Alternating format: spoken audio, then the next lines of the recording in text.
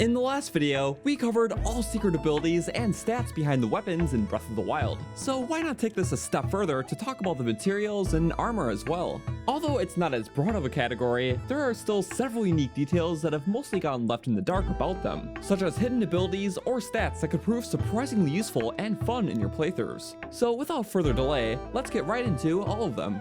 The first thing, baiting. Just about all creatures in this game have a hidden knack for specific types of food, and knowing which type to use on each creature, either good or bad, can help lure them wherever you find necessary. For fish, each type will always be drawn to a food of like title or effect. So some Hylian bass can be baited with a Hylian shroom or Hylian herb. Stealth Fintroll can be lured using silent shrooms or silent princesses, and so on, assuming the bait isn't just another type of dead fish.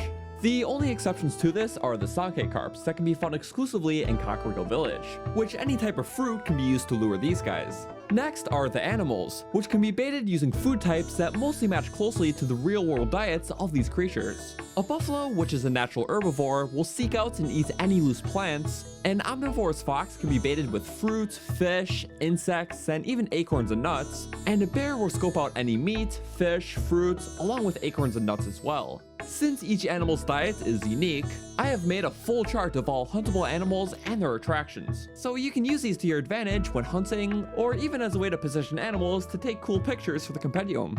However, by far the most practical form of baiting is for the enemies, specifically the Bokos, Moblins, and Lizalfos, as a baitable piece of food is able to distract them hard enough to lure, sneak, and kill these guys far easier than any other method.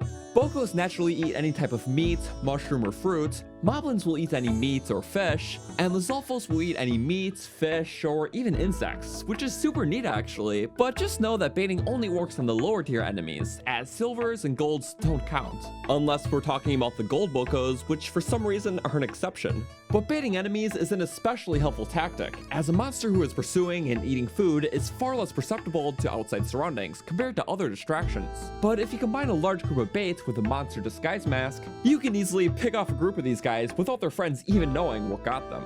And lastly, but not least, it's pretty well known that bananas can be used to bait Yiga members in the hideout. But bananas can also be used to bait the only Sheikah enemy, Moscow Shia, as throwing one of these down will disrupt his attack cycle for an opportunity to get some good damage in. However, this sadly only works once per fight, but still a funny little detail nonetheless. Putting aside using these materials for baiting purposes though, materials can also be fed to domesticated animals for player benefit, like how dogs can be fed 3 pieces of food for them to lead you to a hidden nearby chest. The only other good application for this is for feeding your fellow horse, which doesn't actually increase its current health like most people think, as that can only be done by boarding it or reloading the save.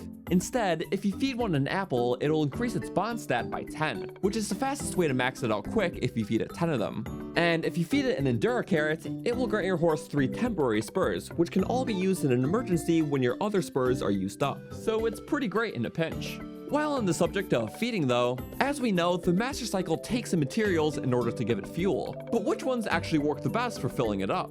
Well, ironically, all of the worst ones do, such as apples, nightshade, flint, wood, low-tier monster parts, and everything else listed here fill up the tank by exactly 10% each, which is more than any other material that actually do less. This was likely done to only encourage the player to use just the crappy loot to fill up the cycle, as using anything else would be a waste for fuel.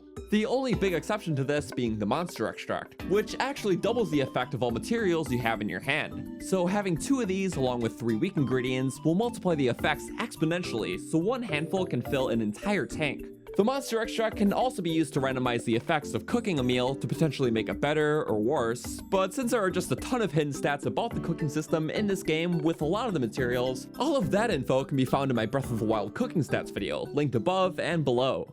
When it comes to the rest of the materials though, a lot of these have their own miscellaneous uses that are somewhat mostly known, but I thought I would run them all down quickly with a more proper statistical evaluation.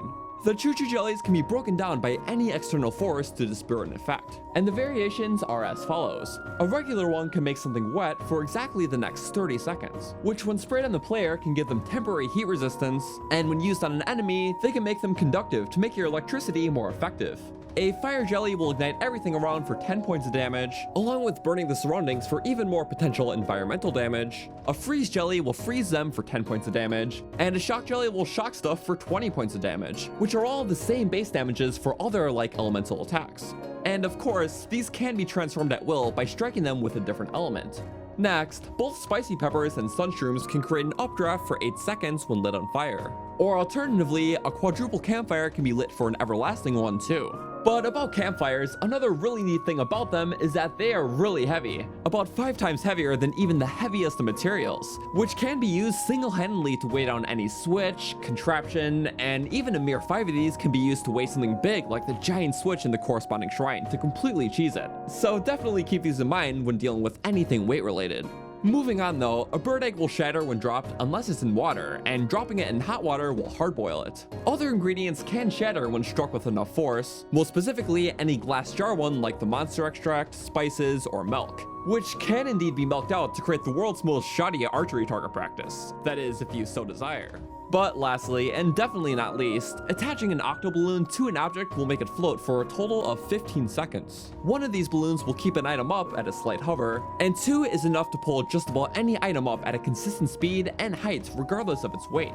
So using more than 2 actually barely has an effect in most cases, so try not to waste them. But last and definitely not least, although most of the armors in the game are pretty straightforward with what they affect, a few of these sets and pieces have hidden buffs that aren't displayed on the gear itself, despite being rather helpful to know.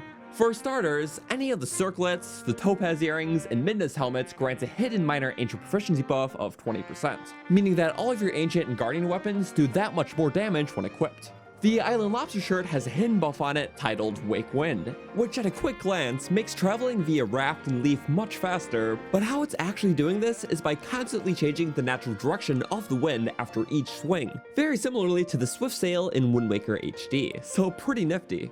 Next, the set bonus on the Royal Guard's gear not only reduces charge attack stamina drain like it says, but it also reduces the stamina cost for climb hops and swim dashes in half as well, making it as, if not more versatile than other movement related gear. And the final piece of gear, the Raviel's Hood, which actually has 2 hidden bonuses attached to it.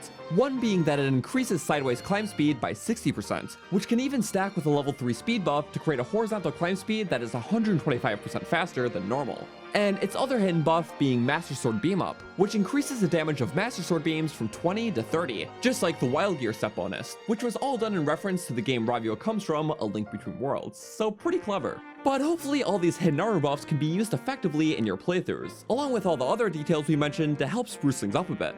But with all this said, thank you all so much for watching. I wanted to keep this one kind of brief, but if you would like to check out more erudite informational content on this game, feel free to check out my Stats of the Wild playlist in the description, or in the cards for more. But thank you all so much for watching though. Feel free to like and sub if you haven't already to support the channel, and I'll see you guys in the next one. Goodbye.